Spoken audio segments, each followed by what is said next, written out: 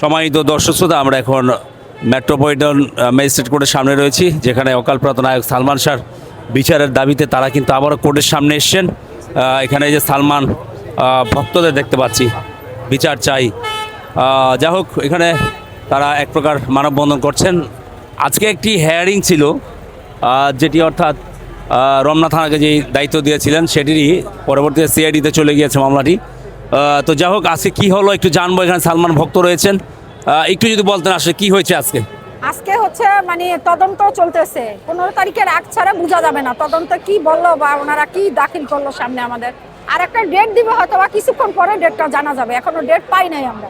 আমাদের উকিল আছে 10 নম্বর কোর্টে 5 তলায়, আমরাও গিয়েছিলাম 5 তলায়, পরে আমাদের দাঁড়াতে দেয় নাই, এত লোক দেখে ওখানে নিচে নামাই দিচ্ছে।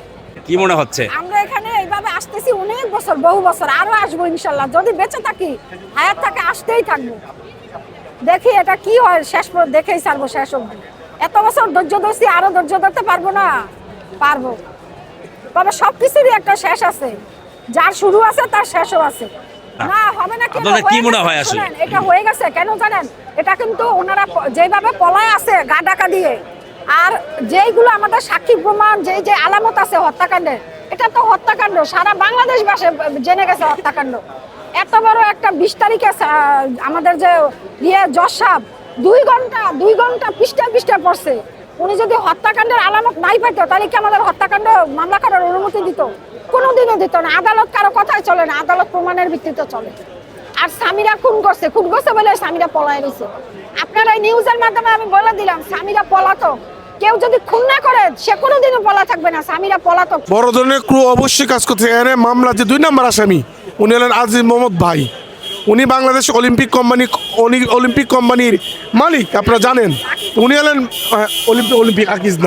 অলিম্পিক। তা উনি হলেন বাংলাদেশে একজন সিআইপি শিল্পপতি মনে করেন। সেই এই টাকার ডিলটা সে করতেছে, এটা আমার শতভাগ বিশ্বাস। যতগুলো মামলা আসামি আছে 11 জন টাকার যে ডিলটা, মানে টাকার যে লেনদেনটা সে করতেছে। তবে কান টানলে মাথা আসে, কান যেন না ধরা যায়, সেই জন্য সে টাকা দিয়ে প্রশাসনের মুখ বন্ধ রেখে যাচ্ছে 29 বছর ধরে। এভাবে কতদিন সে বন্ধ রাখবে? সত্যের বিচার একদিন হয়, আর সত্য মিথ্যার উপর প্রতিষ্ঠিত। সবসময় মনে রাখবেন সবাই, সত্য মিথ্যার উপর প্রতিষ্ঠিত। রুবি সুলতানা সেটা বলেছে 3-4 বছর আগে করোনার মধ্যে, নীলাভাবি আপনার ছেলে ইমন মানে সালমান শাহ আত্মহত্যা করে নাই, তাকে হত্যা করা হয়েছে পরিকল্পিতভাবে। আমার স্বামী, ওর স্বামীর নামটা কি জানি, ওর স্বামী রেজবি, ওই যে অনেকে আজিমত ভাই, স্বামীরা পরিবার তাকে হত্যা করেছে। এরা এই যে রুবি সুলতানা এমনি বলে নাই, এটা আল্লাহ পাক বলাইছেন, এবং সামনে এগুলো আসবে, একটা না একটা প্রমাণ হবে।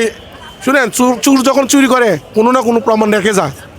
চুর যত বড় চুরি হোক, চুরি করলে তার একটা প্রমাণ রেখেই যায়। এটা হলো খুনের মামলা।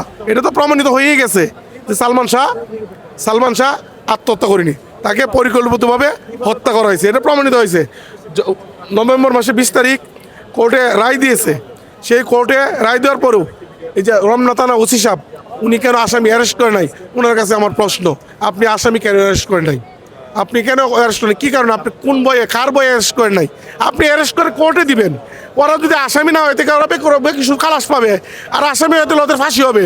আপনার কাজ ছিল অ্যারেস্ট করা, কিন্তু আপনি তা করেন নাই। এতে কি প্রমাণিত করে? আজিমত ভাই 29 বছর ধরে যেটা করে যাচ্ছে, এখন এসে উনি এইটাই করে যাচ্ছে, যেটা এখন প্রমাণিত। এটা তবে আমার দীর্ঘ বিশ্বাস যে সালমান সত্য বিচার আমরা দেখে যেতে পারবো ইনশাল্লাহ। এই যে একের পর এক ডেট দিচ্ছে, এটাকে কি বলবেন? ডেট তো ওই যে একের পর এক ডেট দিচ্ছে, সেটা তো কোনো একটা কারসাজি আছে, এখানে কোনো একটা কারচুপি আছে, নয়তো একের পর এক ডেট হবে কেন? আমরা একের পর এক ডেট দেখতেছি না। সালমান শাহ মামা একদিন ডেকেছিলেন, সালমান শাহ ভক্তরা আসছিল ওই যে কোর্ট প্রাঙ্গনে, হাইকোর্টে আসছিল। এখন গণ অভ্যুত্থান ছাড়া আসামি অ্যারেস্ট হবে না। গণ অভ্যুত্থানের মাধ্যমে থানা ঘেরাও করতে হবে, আদালত ঘেরাও করে ওনাদেরকে জবাব দিতে আনতে হবে। কেন আসামি অ্যারেস্ট হয় না? কেন হত্যার বিচার হচ্ছে না?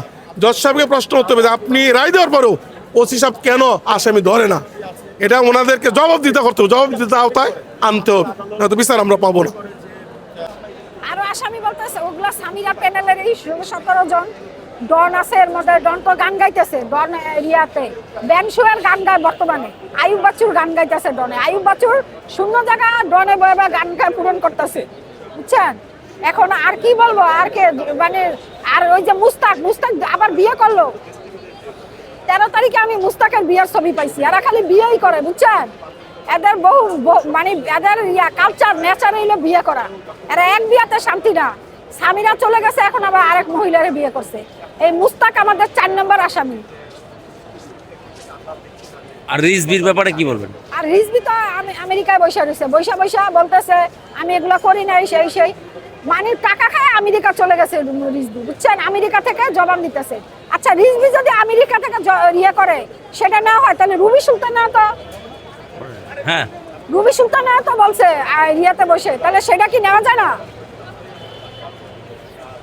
এখন আচ্ছা, নীলা চৌধুরীর কি ভূমিকা সালমান শাহর মায়ের বা তার পরিবারের পক্ষ থেকে কি বলছে, যেহেতু ওনার পরিবার দীর্ঘদিন আছে, একের পর এক শুধু কোর্ট মানে বিভিন্ন কারণ দেখাচ্ছে?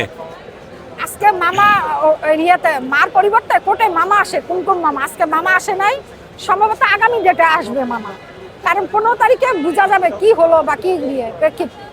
আজকে একটা ডেট দিবে, ওনারাও জানে ডেট দিবে, জন্য আসে না, ইচ্ছা করে আসে না, সামনের ডেটে আসে।